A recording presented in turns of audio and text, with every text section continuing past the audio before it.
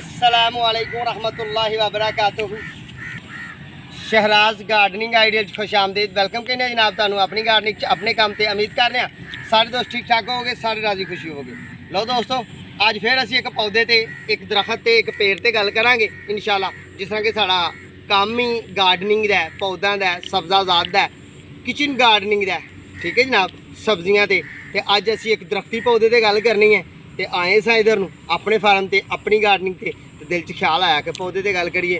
लो दोस्तों, जेडे साढ़े नवे वेखन वाले ने, नवे व्यूअर्स ने, साढ़े चैनल को सबसक्राइब करो, बैल आइकन के बटन दबाओ, दोस्तों नाल शेयर करो, आने वाली वीडियो का इंतजार करो तो दिल ला के मुकम्मल वीडियो वेखियो साड़ी, ठीक है जी। तो अज असी गल करनी है सिंबल के पौधे से। जिस तरह के पहला व्यू तुहानू विखाया गया, पहला छोटा जिहा शार्ट जिहा क्लिप विखाया गया सिंबल के दरख्तों का।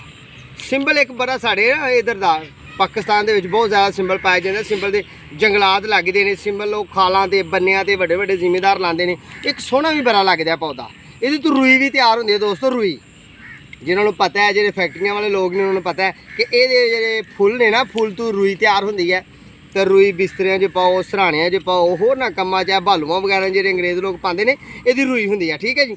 उस तो हट के ये लकड़ी बड़ी तेज़ी नाल तैयार होंदा ते लकड़ी ये मजबूत नहीं होंदी, मजबूत नहीं होंदी ये लकड़ी। एवं मैं झूठ मारा तुहाडे नाल, ये ना पलाई दे काम आउंदा है। जी दरवाज़ियां च पलाई नहीं बूरा भरिया जांदा, ये मशीनां च क्रैश हो के ते इहदे च काम आउंदा, ठीक है। तो बड़ी तेज़ी नाल दरख्त तैयार होंदा है। यानी कि दूसरा दरख्त एक आम जिहड़ा दरख्त है ना, वो सिंबल का जे हो जाता ना तुहाडा 10 साल च तैयार, तो इन्हें अल्लाह करम करे 4.5 साल 5 साल च तैयार हो जाना। तो एडा वड्डा तो फिर ये सफाई बड़ी है जनाब, बहुत लंबा तो बड़ा प्यारा, तो छतरियाँ तो सोहना। तो फिर मौसम बहार चला करम करे, जे किते मुलाकात हुई तो दरख्त विखावांगे तुहानू तैयार होया। तो इनू जनाब सुरख रंग के बड़े बड़े प्यारे खूबसूरत फुल लगते हैं। तो बड़ा खूबसूरत प्लांट होंदा है, बड़ा खूबसूरत है हर क्योंकि अल्लाह सोने ने हर पौधे च एक रनाई रखी है, हर पौधे ने एक खूबसूरती एक हुसन दिता है। कोई बेमकसद मेरे सोने रब ने चीज़ नहीं बनाई, ठीक है दोस्तों। तो हुण तुहानू असीं पौधा विखाने आ तो वीडियो साडी एंड तक वेखनी है। पहला तुहानू वड्डे पौधे वड्डे दरख्त विखाए ने, उन्हां दी कीमत कह रहे हैं, उन्हां दी उम्र मैक्सीमम हुण तक 5 साल हुई है।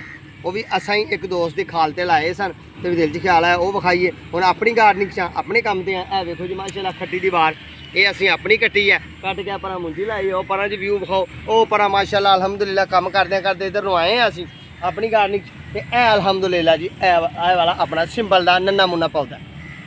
ਇਹਦਾ ਤੁਹਾਨੂੰ व्यू, ਇਹਦੇ पत्ते, ਇਹਦੀ उम्र, ਇਹਦੀ जिसामत की गल करांगे। माशाल्लाह ਇਹਦੀ ਵੇਖੋ ਇਹਦਾ ਸਭ ਤੋਂ ਵੱਡਾ ਹੁਸਨ ਜਿਹੜਾ ਦੋਸਤੋ ਹੁੰਦਾ ਹੈ, ਇਹ ਛਤਰੀਆਂ ਕੱਢਦਾ। ਜਿਸ ਤਰ੍ਹਾਂ ਕਿ ਇਹ ਵੇਖੋ ਇੱਥੇ ਨੇ ਛਤਰੀ ਮਾਰੀ ਹੈ, ਇਹ ਛਤਰੀ ਦਾ ਸਟੈਪ ਮਾਰਿਆ ਦੋਸਤੋ। ਇਹ ਮੇਰੇ ਹੱਥ 'ਚ ਦਾਤਰੀ ਹੈ, ਇੱਕ ਇਹ ਨੇ ਕੱਢਿਆ, ਇੱਕ ਇਹ ਕੱਢਿਆ, ਇੱਕ ਉਹ ਕੱਢਿਆ। ਇਹ ਇਹਨੇ 4-5 पंखियां साइडां ਨੂੰ ਕੱਢੀਆਂ छतरी। इतों थले वेखो जी किड्डी प्यारी सफाई है। निज़ामे कुदरत अल्लाह सोने ने कैसा हुसन दिता है कि यदि इतों कोई गांठ कोई चीज़ नहीं फुटनी, ठीक है। ये पत्ते ने तो पत्ता भी कितना खूबसूरत है, जिस तरह अंब के पत्ते होंगे ना, इस तरह ये पत्ते होंगे ने। तो ये पौधे तो खजामियां आती है सर्दियों, यानी कि ये पत्ते बिल्कुल झड़ जाते हैं।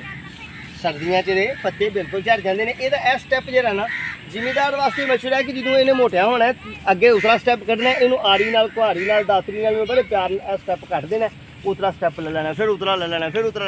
ये 100 फुट भी हाइट तुम कर सकते हो। बड़ा दरख्त बड़ा पौधा, ये 100 फुट हाइट कर सकते हो। माशाल्लाह अल्हम्दुलिल्लाह जी। ये कोंपला बड़ा प्यारा है, यानी कि सावन के दिन ने तो अजकल तो ये जवानी है ना, इन्हें बधना है पूरे जोर नाल। वेखो ना माशाल्लाह अल्हम्दुलिल्लाह।